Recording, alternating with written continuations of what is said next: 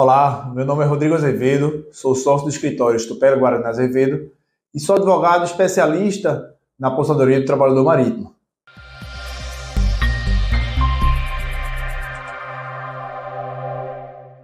Para o INSS, o trabalhador marítimo é todo aquele que trabalha embarcado, seja numa embarcação de cabotagem, de longo curso ou um trabalho de apoio como offshore.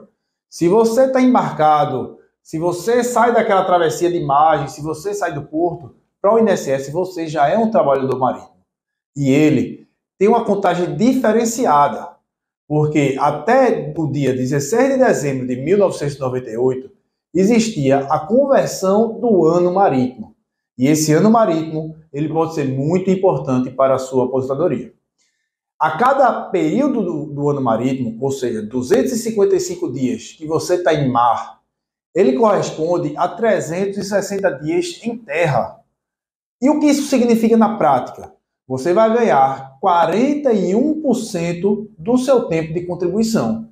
Se ao longo da sua jornada, se ao longo do seu período de trabalho, você teve embarcado, por exemplo, 10 anos, esses 10 anos de embarque, ele vai transformar em 14 anos e alguns meses.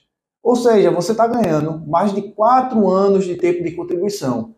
Isso vai aumentar muito o valor da sua aposentadoria, pode te dar direito a uma regra de transição diferente, ou pode até mesmo antecipar o período da sua aposentadoria. Isso vai levar um ganho financeiro para você no momento que você mais vai precisar, que é o momento de solicitar a sua aposentadoria.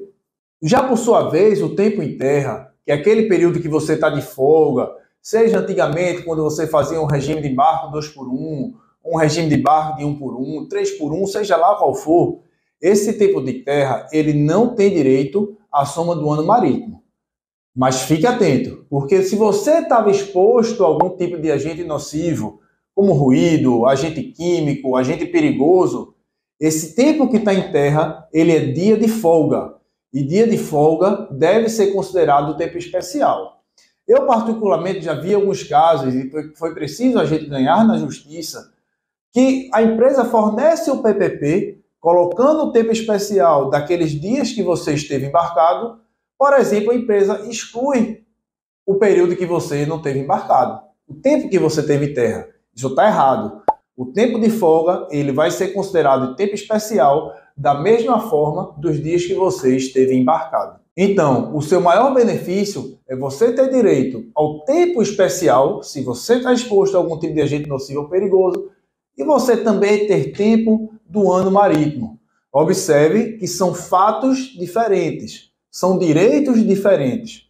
Muitas vezes o INSS não quer conceder esses dois direitos. Isso está errado, porque se você está exposto a algum agente nocivo, se você teve embarcado, você foi prejudicado duas vezes e você tem que ter uma benesse, você tem que ter um benefício duas vezes maior quando comparado com um trabalhador que não está com nenhum tipo de exposição a agente nocivo e nem está longe do seu convívio familiar.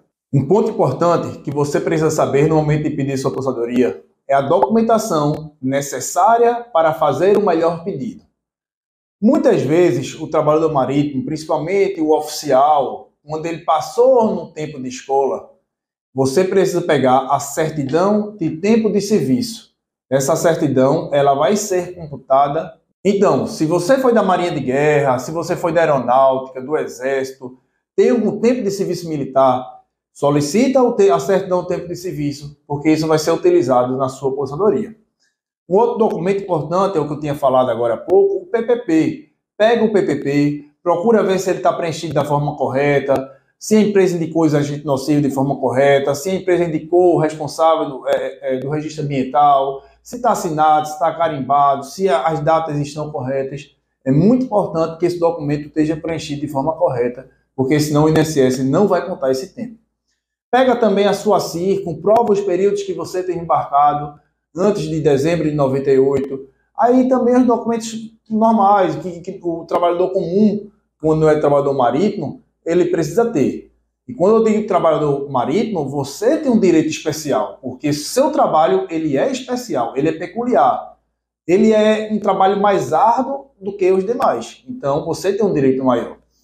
O trabalhador comum, ele vai ter uma carteira de trabalho para apresentar, um termo de rescisão de contrato de trabalho para apresentar, verifica se o CNIS, que é o Cadastro Nacional de Inscrição Social, se tem todas as contribuições da empresa. Se de repente a empresa não fez essa contribuição, você precisa juntar com contra-cheque, um extrato analítico do FGTS, uma declaração da empresa com suas remunerações, porque se você não comprovar os períodos que você trabalhou, as remunerações que você teve, daquela época que a empresa não recolheu o INSS, você vai ser penalizado e vai ser computado apenas o valor do salário mínimo ou o valor que está registrado na sua carteira.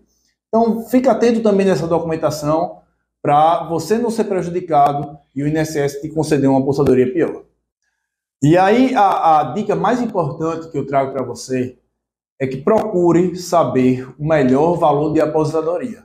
Procure saber o melhor pedido para a sua aposentadoria e o melhor momento para a sua aposentadoria. Por quê? Eu peguei até recentemente um caso que o INSS somou para ele 94 pontos em 11 meses, que na verdade 94,95. Por causa de 9 dias, ele pegou um fator previdenciário. E numa revisão, como o INSS demorou a fazer esse pedido, a gente conseguiu afastar o fator previdenciário e aumentou a aposentadoria dele em 27%. Então imagine, por causa de 9 dias de tempo de contribuição, essa pessoa poderia ter um prejuízo de 27% para o resto da sua vida. Somente porque ele pediu a aposentadoria dele 9 dias antes do momento correto.